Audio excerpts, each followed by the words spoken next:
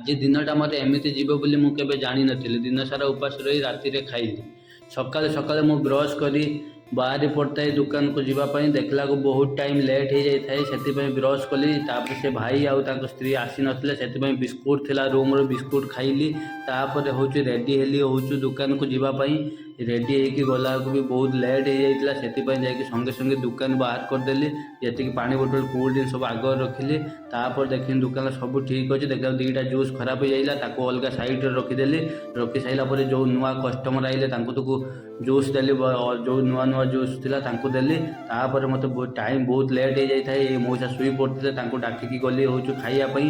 ଦେଖେ ତ ବହୁତ ଲେଟ୍ ହେଇଗଲାଣି, କିଛି ନଥିଲା। ସେଥିପାଇଁ ପାନିପୁରୀ ମସଲା ଥିଲା, ସିଏ ପୁଣି ମୁଢ଼ି ସହିତ ଗୋଳେଇକି ଦେଉଛନ୍ତି। ପୁରା ଫାଲତୁ ଲାଗୁଛି, କିନ୍ତୁ ଭୋକରେ କ'ଣ କରିବୁ, ତାକୁ ବାଧ୍ୟରେ ସେତିକି ହିଁ ଖାଇଛି। ତାପରେ ତାକୁ ଖାଇ ଦେଇକି ପୁଣି ପଳେଇ ଆସିଲି ମୁଁ ଦୋକାନରେ ଆସିକି ବସିଲି। କଷ୍ଟମର ଆସିଲେନି, ସେଥିପାଇଁ 7:10 ହେଇଯାଇଥିଲେ। ସେଥିପାଇଁ ମୁଁ ସେ ମଟରଟା ଚାଲୁ କରିଦେଲି, କାହିଁକିନା କୁଲିଂ ରହିବ। ତାପରେ ଯେଉଁ ଖରାପ ହେଇଯାଇଥିଲା ଯେଉଁ ଦୁଇଟା ଜୁସ୍, ତାକୁ ଫୋପାଡ଼ି ଦେଲି। ଫୋପାଡ଼ିକି ତାକୁ ଦେଖନ୍ତୁ, ଫୋପାଡ଼ିକି ଏ ଡଷ୍ଟବିନ୍ ଗୁଡ଼ା ସବୁ ସଫା କରିକି ତାକୁ ଏଠାରେ ଫୋପାଡ଼ି ଦେଇକି ରଖିଦେଲି।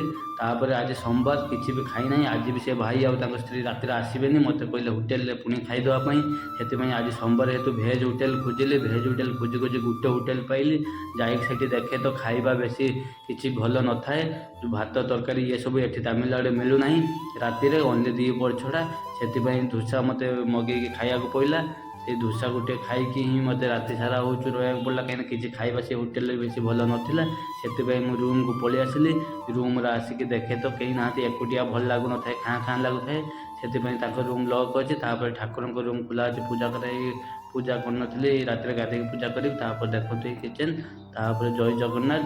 ଯଦି ଭିଡ଼ିଓଟି ଟିକେ ଭଲ ଲାଗିଥିବ ଗୋଟେ ଲାଇକ୍ କରିବେ, ଗୋଟେ